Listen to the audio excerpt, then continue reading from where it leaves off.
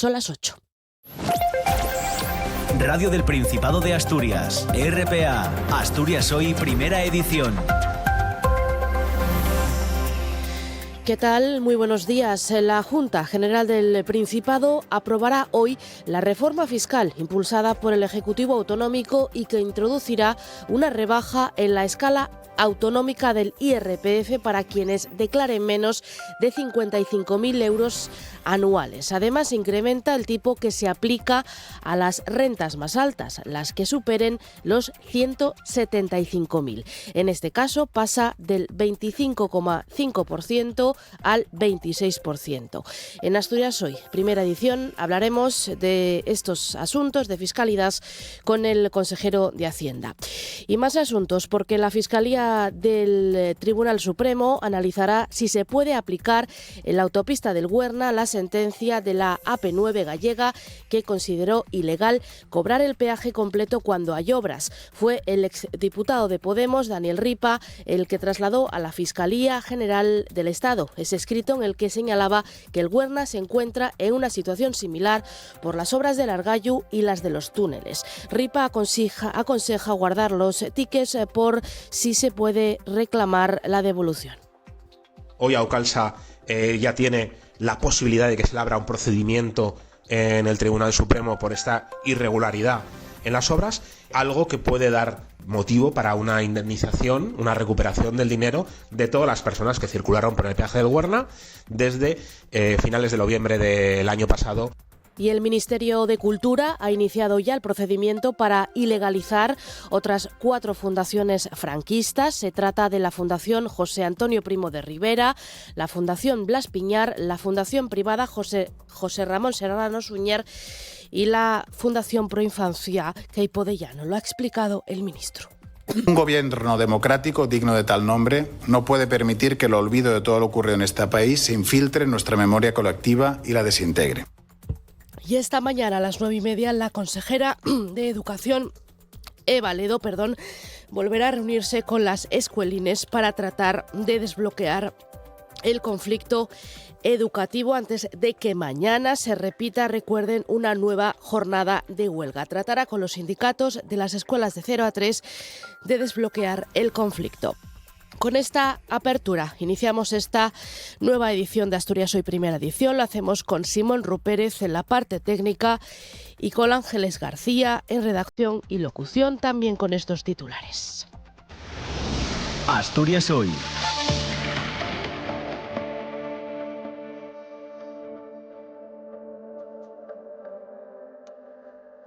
SATSE denuncia que aproximadamente la mitad de las enfermeras y fisioterapeutas de Asturias han recibido comentarios o chistes sexistas. Además, una encuesta realizada por el sindicato revela que el 16% de las profesionales aseguran haber sufrido un contacto físico no solicitado ni deseado. La encuesta forma parte de la campaña Sí que pasa, es acoso. El 34% de las participantes asegura haber recibido un trato diferente por razón de su sexo. Ante esto, Belén García, la secretaria autonómica del SATSE, reclama medidas serias, eficientes y eficaces. Que se lleven a cabo las actuaciones necesarias para restituir la salud psicológica y física de la persona acosada y, por supuesto, medidas preventivas que promocionen una cultura de tolerancia cero con estas conductas. Y el Partido Popular acusa al Principado de haber permitido lo que califican de prácticas mafiosas en la mina de Zarreu. Les acusan de mirar para otro lado y de no hacer todo lo posible para evitar el siniestro de marzo de este año en el que fallecían 5 trabajadores. Rafael Alonso, el diputado del Partido Popular, asegura que tras el accidente de agosto de 2022 ya se sabía que se extraía carbón ilegalmente, que la empresa cambió de nombre pero que seguía en manos del mismo entramado familiar. Y ustedes les premian con máxima diligencia en nuevas autorizaciones mineras, con un objetivo claro: extraer carbón. Este gobierno lo sabía todo desde el minuto 1, todo. Ustedes, su gobierno, por acción o por omisión, miraron para otro lado ante prácticas mafiosas. Por su parte, el consejero Borja Sánchez le ha recordado al Popular que tras ese accidente de 2022 se abrieron 2 expedientes sancionadores. Expedientes abiertos a Combail. En el pleno de la Junta, ayer, el consejero de Industria insistía al diputado del Partido Popular en que el caso está bajo secreto de sumario, reiterando su compromiso para que se esclarezca todo. Soy consciente de la gravedad del accidente y por ello no puedo ir más allá que reiterar mi compromiso de colaboración para que esto no vuelva a ocurrir en nuestra comunidad autónoma. Y España movilizará 615 millones de euros para apoyar militarmente a Ucrania. Incluidos 100 millones para la compra urgente de armamento en Estados Unidos. Lo ha anunciado el presidente del Gobierno, Pedro Sánchez, tras verse con Zelensky en Moncloa. Asegura Sánchez que a esa cantidad se sumarán otros 202 millones más destinados a la reconstrucción del país. Para impulsar ese horizonte de reconstrucción y de modernización de las infraestructuras dañadas por el neoimperialismo de Putin. El tráfico. Información de tráfico de la mano, como siempre, de la DGT. ¿Qué tal? Buenos días. ¿Qué tal? Muy buenos días. Pues a esta hora van a encontrar tráfico lento ya en los accesos tanto a Gijón como a Oviedo. Por un lado, en Oviedo, en la S2, en Vitoria, y también en Gijón por la 8, en la zona de Nuevos Roces. Además, también van a encontrar tráfico lento si circulan por la 66 en el entorno de Coyote y Lugones. Todo ello dirección, en este caso, a Gijón. Además, también le queremos pedir precaución, sobre todo en la zona de Picos de Europa, por el aviso de AEME, ya por fuertes nevadas que podrían suponer un problema en la circulación. Les pedimos que se informen tanto del estado meteorológico como del tráfico antes de emprender la marcha. Gracias, DGT. Vamos ahora a conectar con las principales ciudades de Asturias para conocer cómo se circula. Empezamos en Oviedo. Policía local, buenos días. Hola, buenos días. ¿Qué tal por ahí hasta ahora? Circulación fluida y sin retenciones, a excepción de la entrada por la AS2, en la cual empezamos a encontrar un poco de retención por las obras, por lo que se ruega circular con precaución. Gracias, tomamos nota. No tenemos conexión con Gijón, con lo cual nos vamos directamente hasta Avilés. Policía local, buenos días. Hola, buenos días. ¿Qué tal por allí? Vale, el tráfico es fluido ahora mismo en toda la red viaria de Avilés. Mencionar que a partir de las 9 de la mañana va a haber un corte por obras en el camino de Eros, pero se autorizará tráfico alternativo. Gracias, Avilés. Vamos con el tiempo. El tiempo. Previsión que nos acerca este miércoles. David Arango, ¿qué tal? Buenos días. Hola Elia, muy buenos días. Hoy tenemos por delante un día muy complicado. Se va a ir complicando el tiempo con el avance de las horas. Durante la mañana, a esta hora no llueve, lloverá conforme nos vayamos acercando al mediodía, y por la tarde las precipitaciones arreciarán y muchas de ellas caerán en forma de nieve a partir de los 1000 metros de altitud. A partir de las 6 de la tarde, aviso activado por nevadas en la cordillera cantábrica. Enfriará también mucho a lo largo de esta tarde. Mañana jueves lloverá fuerte todo el día, nevará fuerte todo el día, bajarán las temperaturas, cota de nieve mañana en los 600 metros de altitud, todavía con lluvias y nevadas el viernes, aunque poco a poco irá llegando condiciones un poco más estables. Asturias al día. Asturias al día a partir de las 9 de la mañana con Naciu Varillas. ¿Qué tal, compañero? Buenos días. ¿Qué tal? Buenos días, Elia. ¿Qué tal? Buenos días, Ángeles, compañeras de Asturias Hoy Primera Edición. Vamos a hablar de fava, de les faves asturianes y de la secuenciación que acaba de conseguir el Serida de la variedad más popular, la de la granja o andecha. Vamos a tener con nosotros a los responsables del programa de genética vegetal del Serida, Juan José Ferreira y Ana Campa, y también queremos saber qué significa esto de secuenciar el genoma de la fava asturiana para el Consejo Regulador de la IGP, de la Indicación Geográfica Protegida. Tendremos con nosotros también a la auditora y responsable de la promoción de la IGP Fava Asturiana, Ana González de Sela. Esto será en la primera parte. En la segunda vamos a hablar de cine y en la tercera parte de teatro. En cuanto al cine, Marcos Merino acaba de estrenar en el FIX Plaza Mayor. Es un documental que explica la transformación que ha ido experimentando Sisión a lo largo de los años a través de su Plaza Mayor. Lo estrenaba ayer en el Festival Internacional de Cine de Sisión y hoy tenemos un nuevo pase esta tarde. Y teatro, porque el Teatro de Grao acoge el viernes la representación de Ada Byron, la tejedora de números. Bueno, imagínate, Elia, un espectáculo de matemáticas, de teatro, todo ello con la que fue la hija legítima única reconocida por Lord Byron, Ada Byron, considerada además la madre de la informática. Gracias, Nacio. Tomamos nota y quedamos pendientes de Asturias Hoy. Muchas de Asturias gracias. al día, perdón, que me lo apropio. Gracias. Gracias. Buen día. Están escuchando Asturias Hoy Primera Edición.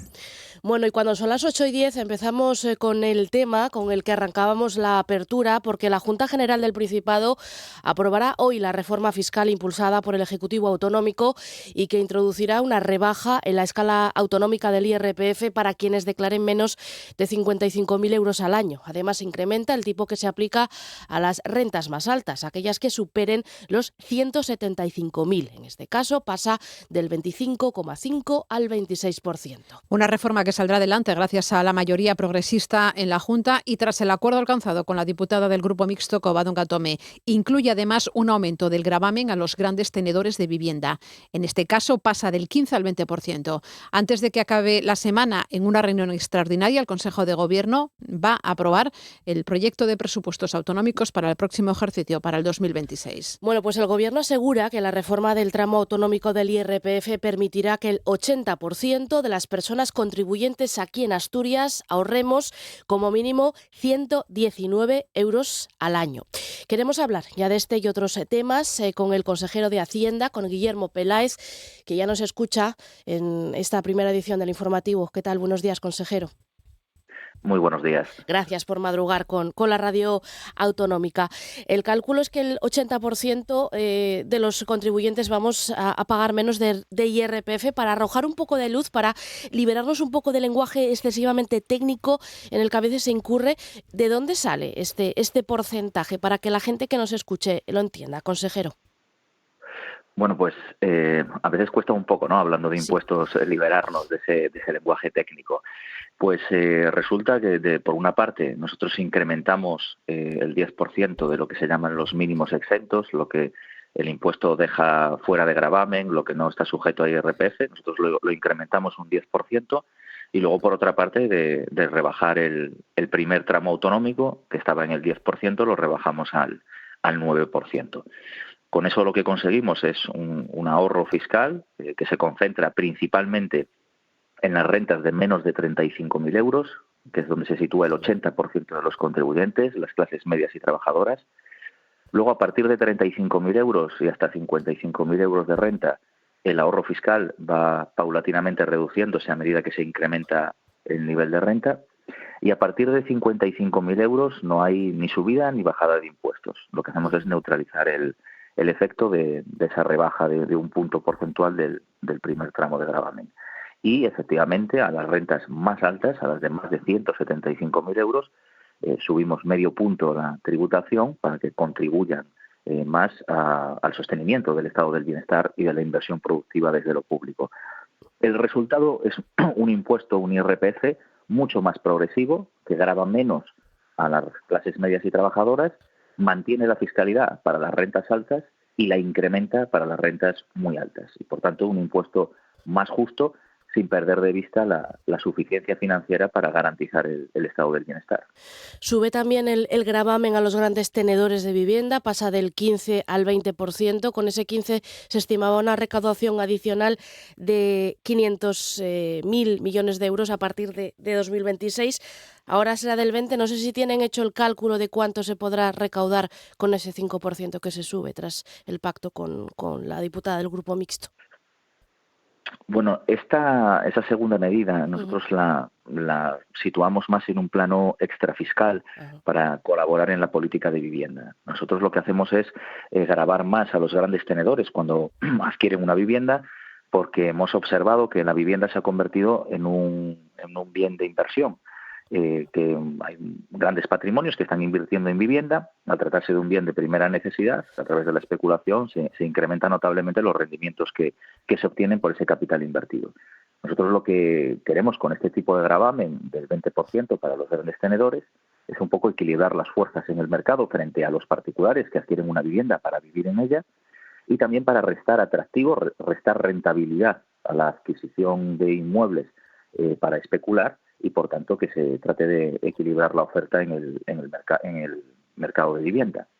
Y también establecemos un tipo del 20%, resultado del acuerdo con Izquierda Unida y con Covadonga Tomé, del 20% cuando se adquieran edificios enteros para destinarlos a vivienda turística, porque supone también detraer viviendas del uso de vivienda al uso turístico, y con eso lo que buscamos también es tratar de equilibrar en este caso el mercado del alquiler. Decíamos, consejero, que se sube ese medio punto para quienes ganen más de 175.000 euros. Los sindicatos y la propia Covadonga Tomé pedían que se gravase todavía más. No sé si no había encaje, no era factible todavía gravar más a esas personas, que son pocas, pero que ingresan esa cantidad anual. Bueno, nosotros abordamos la reforma del IRPF en el momento en el que hacemos un análisis de la situación socioeconómica del Principado de Asturias. Asturias lleva varios años creciendo por encima del 2%, el mercado laboral está fuerte con casi 400.000 cotizantes a la Seguridad Social, estamos ganando población, llevamos 3 años consecutivos ganando población, también datos récord de inversión extranjera, de creación de empresas, es decir, es un momento bueno para la economía asturiana. De hecho, lo decía ayer un poco en broma, un poco en serio. En la Junta General del Principado la oposición nos pregunta de muchas cosas, pero jamás nos pregunta sobre la situación económica. Pues, prueba de que va bien. Y eso permite tener una mayor capacidad fiscal, y nosotros abordamos esta reforma que va a tener un coste de 38 millones de euros en recaudación. Es decir, es una bajada de impuestos a las clases medias y trabajadoras por valor de 38 millones de euros. A partir de ahí nosotros analizamos el IRPF y creemos que se puede exigir medio punto más a las rentas de más de 175.000 euros para que contribuyan más al estado del bienestar. Pero lo que queremos poner de manifiesto que esto es una bajada de impuestos a las clases medias y trabajadoras sin poner en riesgo la suficiencia del sistema, y lo que nos llama poderosamente la atención es un poco lo contrario, es que las fuerzas de derechas, principalmente el Partido Popular, que llevan años reivindicando una bajada de impuestos precisamente a las clases medias y trabajadoras, ahora se descuelgan, no apoyan esta medida.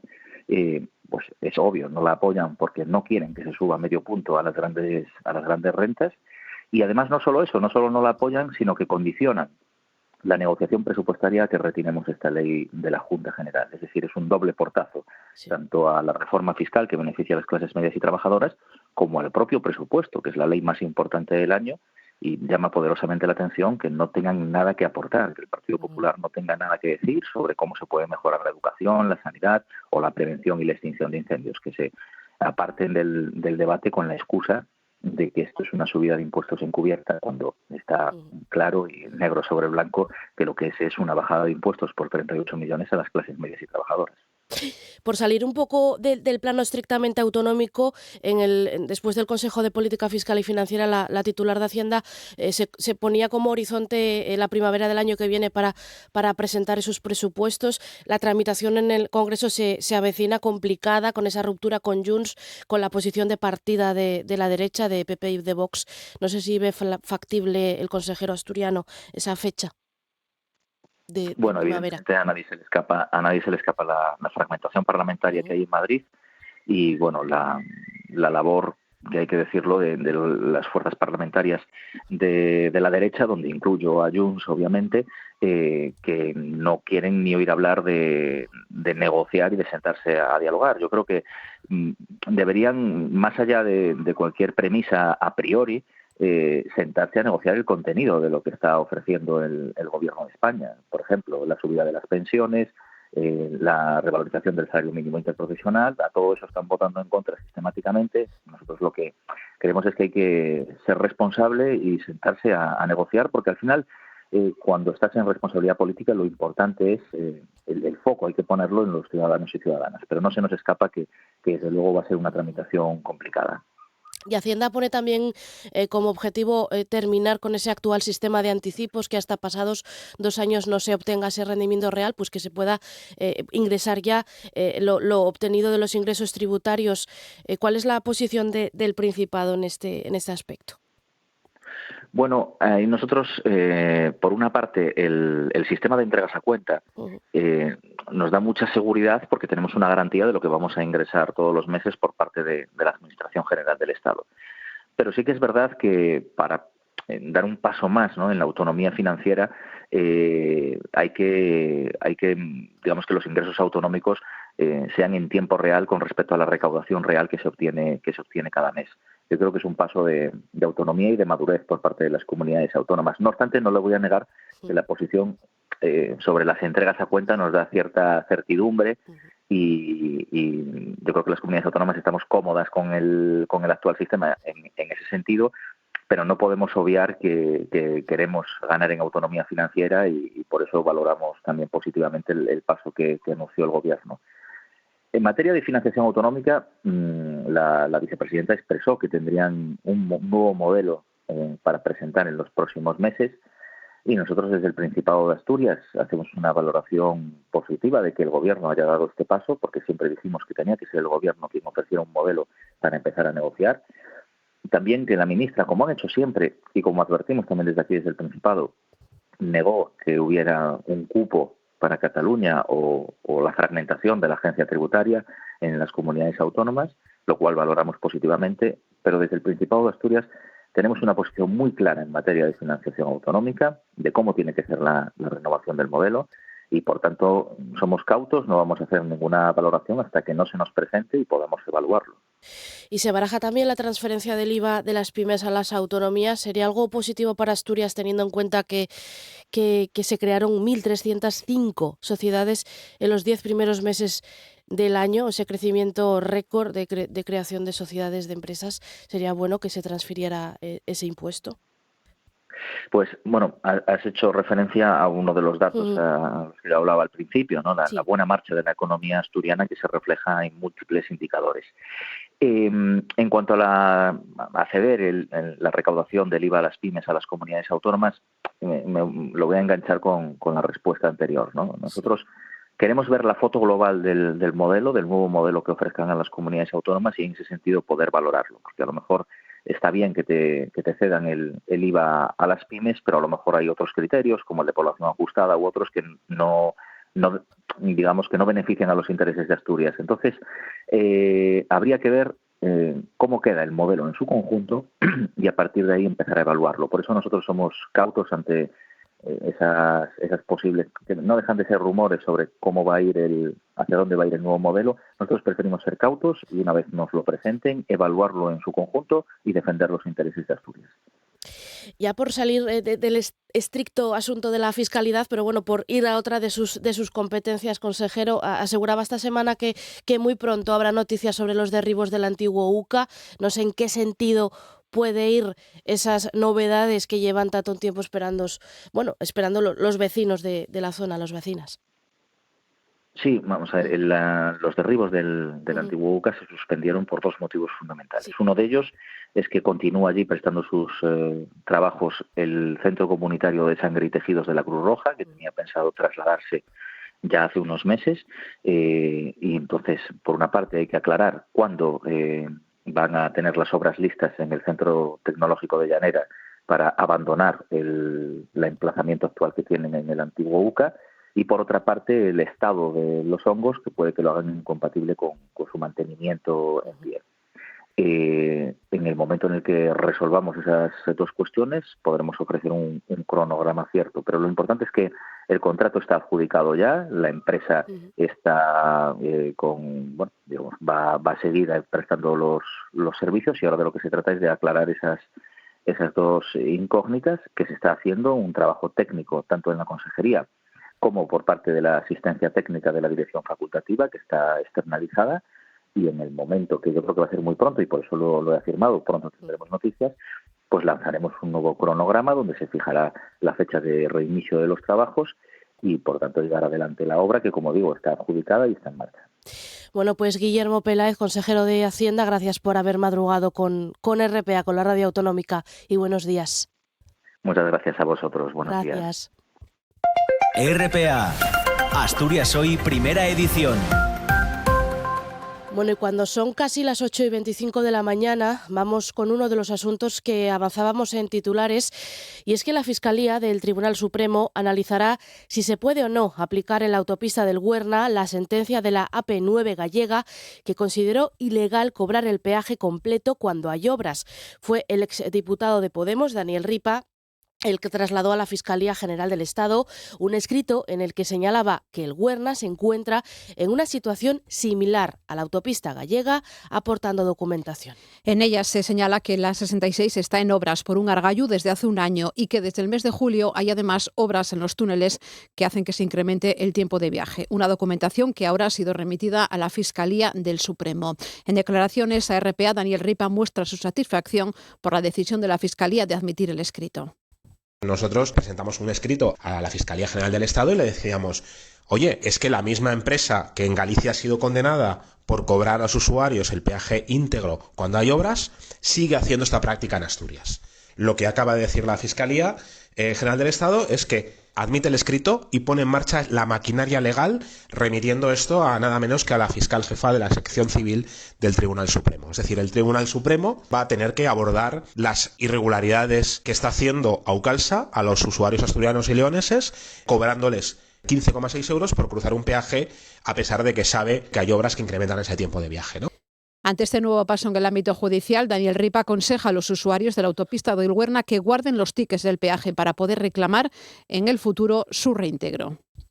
Hoy Aucalsa ya tiene la posibilidad de que se le abra un procedimiento en el Tribunal Supremo por esta irregularidad en las obras, algo que puede dar motivo para una indemnización, una recuperación del dinero de todas las personas que circularon por el peaje del Güerna desde finales de noviembre del año pasado, cuando comenzaron las obras del Argallo, y especialmente desde el mes de julio, por todas las obras que se han realizado en los túneles y que han incrementado sustancialmente el tiempo de viaje. Con lo cual, el consejo: guarden los tickets, guarden las transacciones bancarias. Y el Partido Popular acusa al Gobierno del Principado de haber permitido lo que califican de prácticas mafiosas en la mina de Zarreu. Les acusan de mirar para otro lado y de no hacer todo lo posible para evitar el accidente de marzo de este año, en el que murieron 5 trabajadores. En esa comisión de investigación de la Junta, el diputado popular Rafael Alonso aseguró que tras el anterior accidente en Zarreu, que fue en agosto de 2022, ya se sabía que se extraía carbón ilegalmente, que la empresa cambió de nombre, pero que seguía en manos del mismo entramado familiar. Y ustedes les premian con máxima diligencia en nuevas autorizaciones mineras, con un objetivo claro: extraer carbón. Este Gobierno lo sabía todo desde el minuto 1, todo. Ustedes, su Gobierno, por acción o por omisión, miraron para otro lado ante prácticas mafiosas. El consejero de Industria, Borja Sánchez, le recuerda que tras el primer accidente se abrieron 2 expedientes sancionadores a Conbail, recordándole también al diputado del PP que el caso está bajo secreto de sumario. Soy consciente de la gravedad del accidente y por ello no puedo ir más allá que reiterar mi compromiso de colaboración para que esto no vuelva a ocurrir en nuestra comunidad autónoma. Y seguimos hablando de minería porque han sido absueltos los 16 acusados por la muerte de 6 mineros en el pozo Emilio del Valle, en León, en 2013. Entre los fallecidos está el asturiano José Luis Arias, que en ese momento tenía 35 años. El juez considera que no hay pruebas de cargo suficientes contra ninguno de los procesados.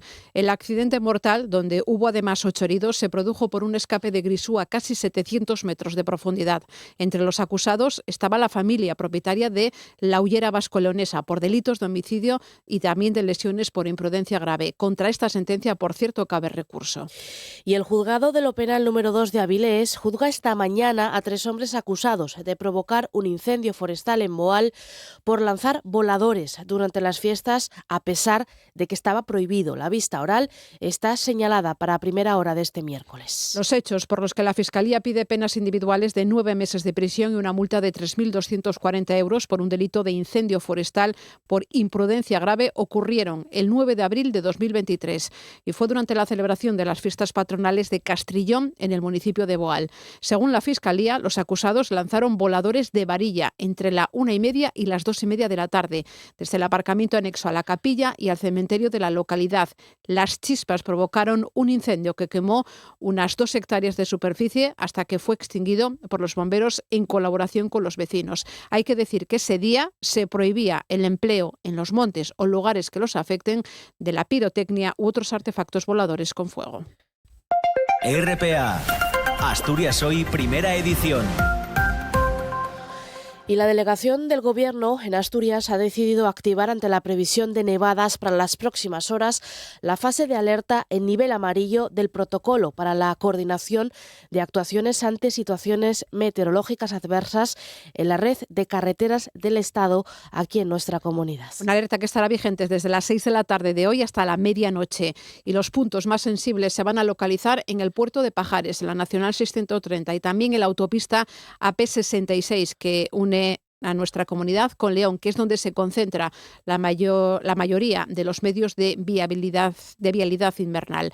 Tráfico tiene preparadas 53 máquinas quitanieves, casi 10.000 toneladas de fundentes y 500.000 de litros de salmuera en puntos estratégicos de la red de carreteras. También AENA, por cierto, ha activado su plan de actuaciones invernales para minimizar el impacto del hielo y de la nieve. Y el movimiento feminista asturiano ha elegido el lema "El machismo nos cuesta la vida" para la manifestación del 25 de noviembre, que será este año en Avilés, una marcha que saldrá desde la Plaza del Vaticano a las 7 de la tarde para terminar frente al Ayuntamiento en la Plaza de España. El movimiento 8M pondrá el foco de nuevo no solo en la violencia física, sino también en todos los tipos de violencias machistas que impiden la libertad plena de las mujeres en todos los ámbitos. Raquel García es portavoz del movimiento asturias feminista 8M.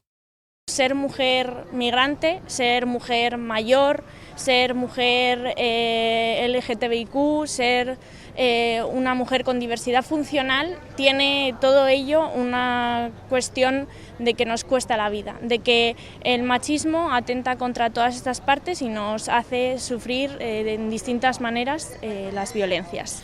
Y la Jefatura Superior de Policía de la región de Murcia ha puesto en libertad al hombre que había sido detenido como presunto autor de un delito de homicidio contra su pareja sentimental en la localidad de San José de la Montaña. Lo ha hecho tras determinar que las circunstancias en las que se produjo la muerte de su pareja no presentan indicios de origen violento. Una decisión que fue tomada después de que el grupo de homicidios haya recabado suficiente información mediante la investigación de los hechos y otras diligencias, como declaraciones de testigos, fundamentalmente para descartar el homicidio. La mujer fue encontrada el lunes por la noche tirada en el suelo y ensangrentada, y en un primer momento se detuvo a la pareja sentimental porque la víctima lo había denunciado por malos tratos en el año 2008, 2017 y 2018. Sin embargo, el hombre después fue puesto en libertad por la tarde. Y la violencia económica es la tercera forma de violencia de género más frecuente. Se da en multitud de situaciones del día a día, pero pasa desapercibida. Sobre ello se ha hablado en una jornada específica en la Universidad de Oviedo, en la que se ha denunciado situaciones como esta. Me gustaría volver a trabajar. ¿Trabajar? Sí. ¿Para qué? Bueno, pues para tener... Si estás bien así. Son una forma de violencia de género. Se llama violencia económica y adopta muchas formas. Se calcula que afecta al 50% de las mujeres. Lo cuenta Isabel Nistal, que es coordinadora de proyectos de la Fundación Natiklum. Violencia es muy sutil, es como muy cotidiana, ¿no? Y muchas veces la normalizamos, ¿no? Como puede ser eso, el control económico, esto lo lleva mi marido, estas cuentas yo solo tengo acceso a determinada cantidad de dinero para cubrir los gastos familiares. El tercer tipo de violencia de género más común, detrás de la psicológica y la física. Un grupo de investigación de la Universidad de Oviedo iniciaba el año pasado un estudio sobre la legislación y las respuestas que dan otros países a este tipo de violencia. En España se ha incluido este año en el Pacto de Estado contra la Violencia de Género. Silvia Gómez es catedrática de Economía Financiera y además es la directora de este estudio sobre violencias económicas de la Universidad de Oviedo. Actualmente hay aproximadamente un 64% de los países a nivel internacional que reconocen en su legislación la violencia económica como una violencia de género, ¿no? RPA, Asturias Hoy, primera edición. Y esta mañana, dentro de una hora, a las 9:30, la consejera de Educación, Eva Ledo, se reúne de nuevo con la mesa de diálogo de 0 a 3 años. Lo hace en vísperas de una nueva jornada de huelga convocada por las educadoras de les escuelines. Desde la consejería creen que están avanzando en compromisos ya formalizados y desde la parte sindical entienden que no se cumplen todavía sus propuestas, sus demandas, y por eso mantienen la huelga para mañana a expensas de lo que pueda pasar en la reunión de hoy. Y más asuntos relacionados en este caso con vivienda, porque el Principado ve cerca el acuerdo para establecer el precio máximo de la vivienda protegida en Asturias. Así lo ha manifestado en la Junta el consejero de Vivienda, a pesar de que la reunión celebrada con FADE esta semana, con la patronal de la construcción y también con los sindicatos, terminó sin acuerdo. Según el consejero, según Ovidio Zapico, la negociación con los agentes sociales avanza bien. Nos da más detalles José Pérez. Los empresarios reclaman al Principado una subida de entre el 25 y el 40% en el módulo de la vivienda protegida, que está fijado en 2.124 euros el metro cuadrado y que lleva sin revisarse casi 3 años. La consejería ofrece un incremento por debajo del 20%, cifra insuficiente para promotores y constructores al considerar que no se adapta a la realidad de los costes de producción y no hace viable la vivienda protegida. En el encuentro celebrado esta semana no hubo acuerdo, pero el consejero de Vivienda, Ovidio Zapico, es optimista y ve cerca un pacto. Más allá de alguna noticia que hoy sale en el periódico, en la que no voy a entrar sobre la discusión del módulo, porque yo creo que tengo la suficiente experiencia para no alterar ahora en un calentón cualquier negociación. La negociación avanza bien, el acuerdo está cercano. El consejero reiteró en la Junta que el Gobierno autonómico seguirá impulsando el parque público de vivienda ante la falta de oferta. A las 574 viviendas ya licitadas, la mayoría en construcción, Ovidio Zapico anunció que se licitarán de 2026. En el caso de Gijón, el consejero dijo que espera la llamada de la alcaldesa para encontrar soluciones con el objetivo de construir 300 pisos destinados al alquiler asequible. Decirle que espero soluciones y espero una llamada de la alcaldesa de Gijón para sentarnos a hablar sobre cómo construir 300 viviendas que mañana le pongo a disposición. Muchas gracias, señor consejero. Gracias, presidente. Era la respuesta del consejero al diputado de Foro, Adrián Pumares, que criticó que el Gobierno de Asturias se centre en el alquiler y olvide facilitar el acceso a la vivienda en propiedad. Pumares reclamó mayor seguridad jurídica y el aumento de la colaboración público-privada como medidas para incrementar la oferta inmobiliaria. Por eso yo creo, señor Zapico, que debemos hablar también de un nuevo modelo de vivienda a medio camino entre la VPO y la vivienda libre, viviendas que cuenten con un precio limitado, con un precio tasado, pero que tengan a la vez requisitos más flexibles, viviendas que pueden ser en alquiler, también en alquiler con opción de compra y también que pueden ser en régimen de compra y que se deben promover además, señor Zapico, mediante la colaboración público-privada y a través de la promoción de suelo público. En el último pleno de la Junta, además de sobre vivienda, se habló también sobre el plan de gestión del lobo. El consejero de Medio Rural volvía a defender en el Parlamento Regional el modelo de gestión de la especie ante las críticas reiteradas del Partido Popular, que le acusan de no permitir abatir lobos en las zonas donde producen daños. Tiene más detalles Xana Iglesias. Marcelino Marcos asegura que el Principado permitió abatir lobos en cacerías destinadas a otras especies ante la petición de asociaciones ganaderas y de grupos parlamentarios. Estos últimos habrían asegurado, según dijo el consejero, que sin la participación de cazadores profesionales el plan de gestión no tendría ningún éxito. Pues bien, Marcos ha acusado a esos grupos de transmitir miedo, puesto que en lo que va de año no se ha matado ningún lobo en esas cacerías. No se batió ninguno. Quiero pensar, porque no es tan fácil el que aparezca el lobo cuando uno quiere. Quiero pensar que no ha influido las continuas intervenciones que desde la ultraderecha y desde la derecha, y usted es uno de ellos, señor Bentacueli, ha trasladado, mintiendo, a la hora de trasladar ese miedo a los cazadores, dudando de la legalidad de poder realizar estos controles. Pues era el propio diputado del PP, Luis Bentacueli, a cuya interpelación escuchábamos respondía el consejero, contestaba que la consejería solo permite disparar a lobos en sectores donde no hay daños. Voy a decir yo por qué no se abaten los lobos en las reservas.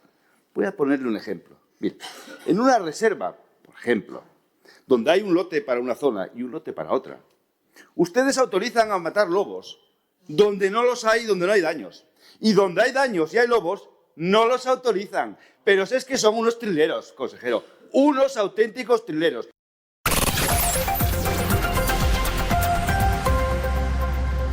Y son ya las 8:39 de la mañana y hablamos de infancia porque hoy se conmemora el Día Mundial para la Prevención del Abuso en Niños, Niñas y Adolescentes. La Asociación Asturiana para la Atención y el Cuidado de la Infancia pone el acento en la necesidad de conocer el alcance de los abusos sexuales en menores. Es una crónica de Paula Rodríguez.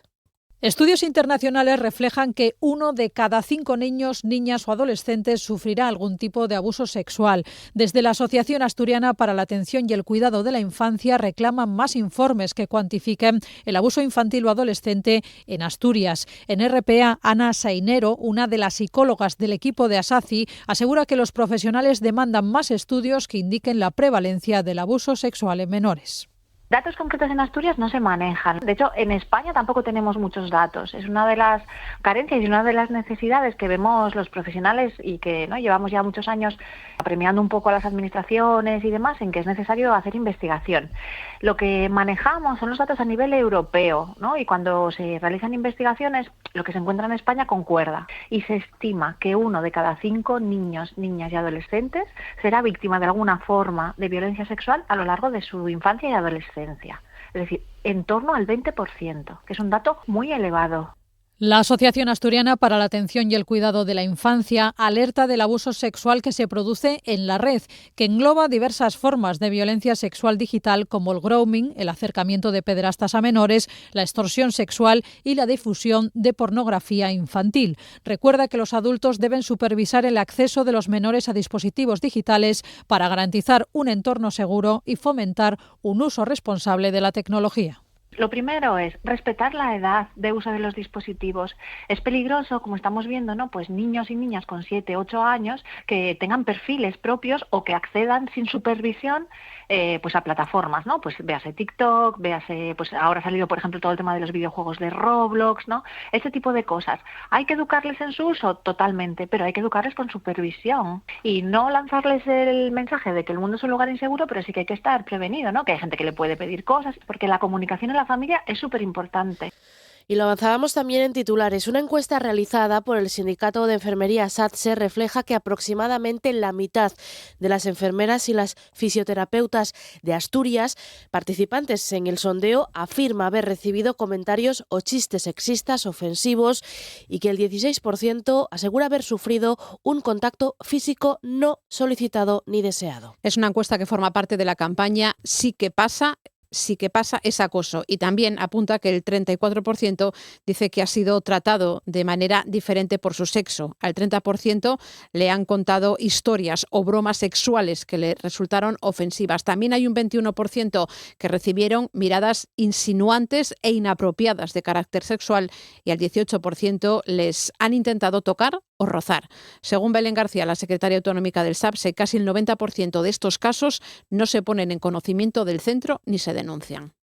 El acoso por razón de sexo y el acoso sexual atentan contra la dignidad de la persona y causan sufrimientos y daños graves a quien lo sufre, no solo alteraciones psicológicas, sino también trastornos físicos. La mayoría de los casos, aunque parezca increíble, no se denuncian ni se ponen en conocimiento del centro, ya sea por falta de confianza en la eficacia del procedimiento o por desconocimiento del mismo. Y hoy es 19 de noviembre, se celebra el Día Mundial de la EPOC, la enfermedad pulmonar obstructiva crónica. En este día, los expertos recuerdan que el tabaco es la causa principal de esta patología. Los síntomas comunes de la EPOC inducida por el tabaco incluyen tos crónica, producción de mucosidad, sibilancias y dificultad progresiva para respirar. Es una crónica de Paula Rodríguez. La EPOC es una enfermedad pulmonar crónica caracterizada por la obstrucción del flujo de aire que causa problemas respiratorios como tos, sibilancias y fatiga. En TPA, Guillermo López Arranz, neumólogo en el UCA, recuerda que la EPOC está vinculada al consumo de tabaco. Es un proceso que ocurre debido a un daño crónico en los bronquios, que normalmente es por fumar. Es una enfermedad habitualmente derivada del tabaco, que lo que consiste es que en los bronquios se van inflamando de forma crónica, se va reduciendo su calibre y eso hace que les cueste más respirar. Al hacer esfuerzos habituales, cotidianos, simplemente caminar, subir una cuesta, subir tramos de escaleras, pues les falta el aire cuando previamente no les ocurría. Y mucha gente lo vive como, bueno, fruto de la edad, fruto de que, bueno, soy fumador, es normal tener tos, tener expectoración porque fumo, y esos son síntomas que deberían llevar a consultar. El neumólogo de Luca asegura que dejar de fumar es fundamental para mejorar la calidad de vida de los enfermos de EPOC y advierte que es una patología infradiagnosticada que se estima que afecta a un 10% de los asturianos. No es una enfermedad que en sí misma sea progresiva, que vaya deteriorándose siempre que se deje de fumar. Si uno deja de fumar, si uno se cuida, hace determinadas medidas para evitar las infecciones, por ejemplo las vacunas, que ahora estamos en esta campaña de vacunación de la gripe, pues son muy importantes. Es una enfermedad que se puede estabilizar, además con tratamiento, que el tratamiento normalmente son inhaladores. En algunos estudios previos estábamos incluso por encima de la media nacional. Probablemente podamos andar cerca del 10%, pero el problema de esta enfermedad es que realmente es bastante frecuente y sabemos que la inmensa mayoría de pacientes no están diagnosticados. Siempre se estima que en torno a un 70% no están diagnosticados. RPA, Asturias Hoy, primera edición. Y cuando son las 9 menos cuarto hablamos de turismo rural porque una treintena de especialistas, emprendedores y representantes institucionales se dan cita hoy en el primer Congreso Internacional de Turismo Rural de Asturias que se celebra hoy y mañana en el Parador de Cangas de Onís.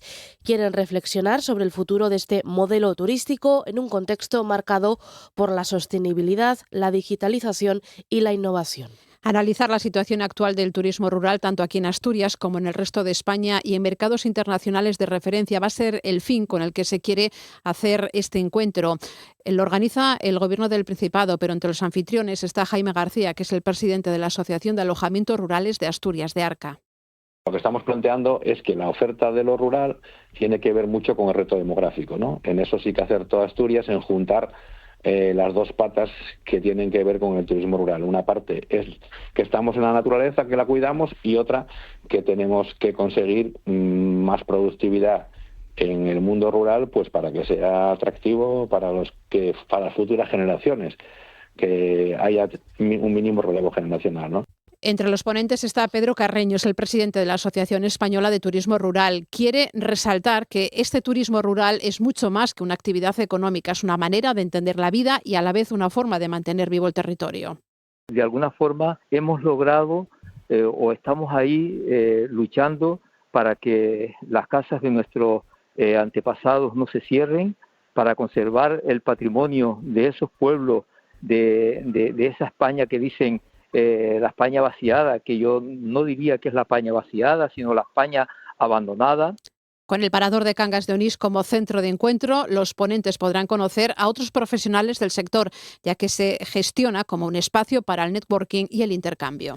Y la Asamblea Pasarela Ya de docentes y personal de administración y servicios y el Sindicato de Estudiantes reclaman la construcción urgente de una pasarela que garantice un acceso seguro al PEPA, al Parque Empresarial del Principado de Asturias, en la zona de Áviles. Piden un conector peatonal seguro y directo que conecte el PEPA con el entorno del centro Niemeyer, facilitando el acceso peatonal desde la estación de tren y autobuses al campus universitario. Aseguran que el trayecto actual desde la estación hasta el polígono es de unos 35 minutos a pie por una carretera nacional con tráfico intenso, sin protección peatonal adecuada. Recuerdan que las aceras son estrechas, presentan desperfectos y no son accesibles a personas con movilidad reducida. Por todo ello, Sara González, que es la portavoz de la plataforma Pasarela Ya, le pide a las administraciones que incluyan una partida presupuestaria para mejorar los accesos y evitar un problema de inseguridad en los peatones. Nosotros lo que reclamamos es un acceso seguro a la escuela. Hace ya 5 años que se inauguró la sede de grado en conservación y restauración en la calle Estibadores, en el PEPA. Esta misma semana acaban de arrancar las obras para la ampliación para acoger los estudios de diseño, que hará que se triplique el número de alumnos que tengan que desplazarse al PEPA. Y seguimos sin sin que la pasarela esté contemplada en los planes o en presupuestos actuales y también sin respuesta institucional ni fechas concretas para su construcción. Y de Avilés nos vamos hasta Gijón porque sobre el traslado provisional del albergue Covadonga, la alcaldesa de la ciudad, Carmen Morillón, insiste en que va a buscar una solución. Asegura que lo importante es avanzar con el máximo consenso de las asociaciones vecinales. Los vecinos apoyan al consistorio para que se plantee una solución integral y para conseguir que se rebaje la tensión generada entre ciudadanos tras la protesta vecinal en el Natahoyo en contra de este traslado. Lo espera Manuel Cayete, el presidente del colectivo vecinal.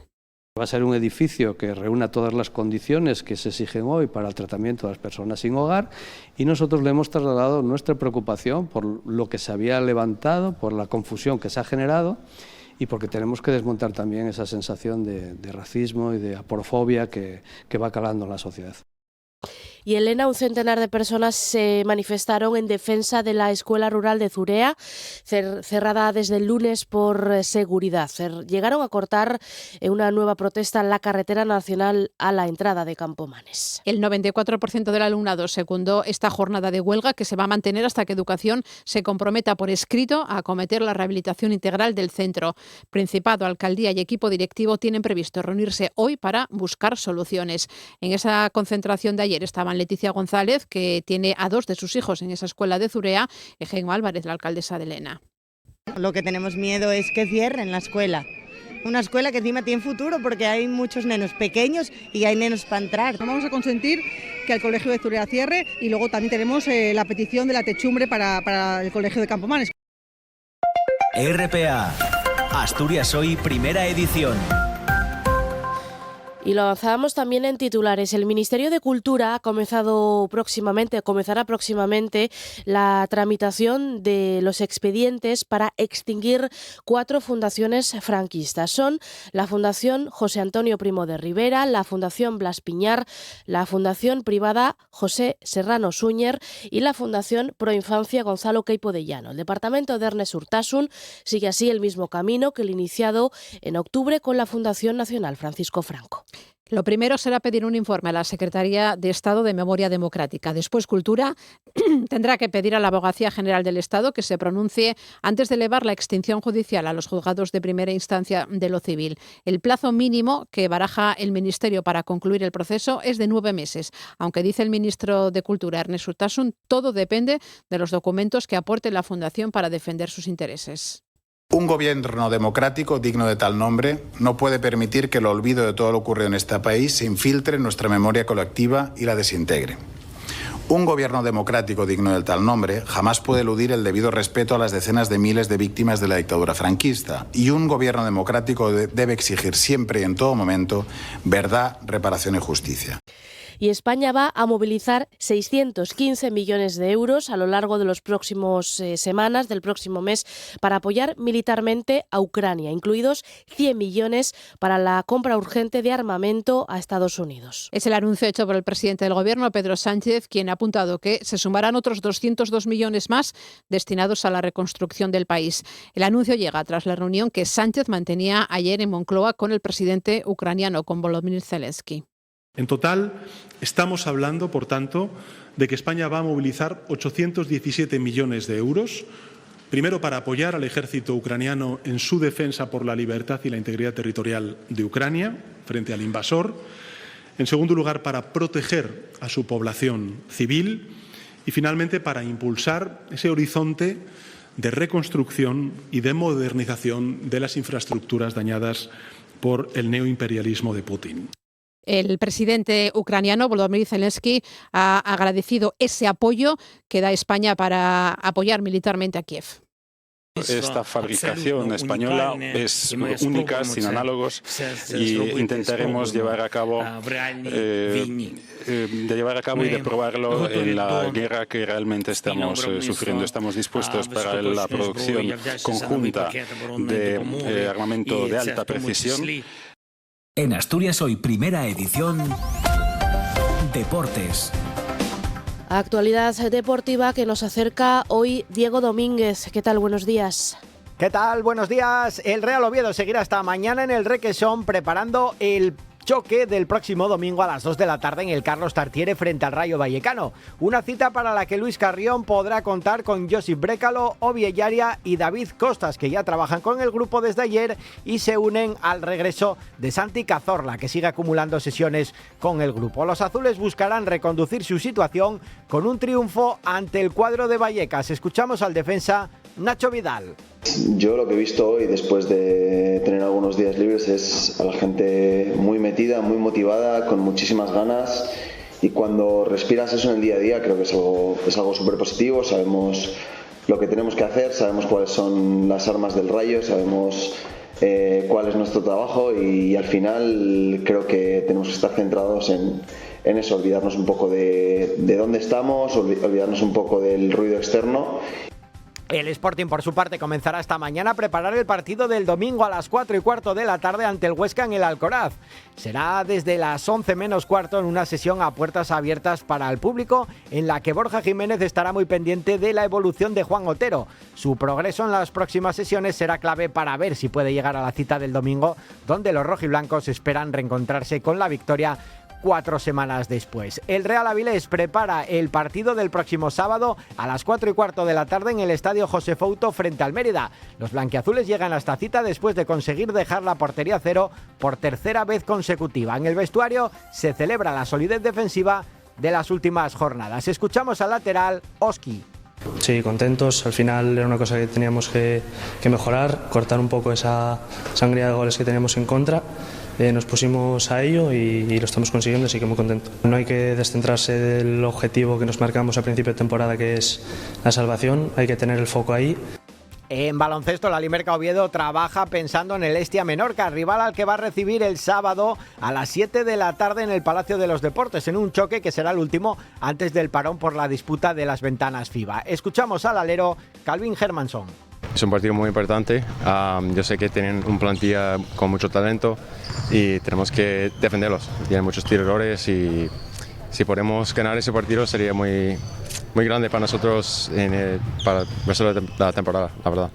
Además, el torneo Tenis Playa de Luanco 2026 ya tiene fechas. El Club de Tenis y el Ayuntamiento de Gozón han acordado que la cita se celebre entre el domingo 26 y el miércoles 29 de julio, atendiendo a la estimación de las mareas y al calendario internacional. Y la asturiana Daniela Álvarez y su compañera Tania Moreno ya están en los octavos de final del Campeonato del Mundo de Vóley Playa, que se está disputando en la localidad australiana de Adelaida.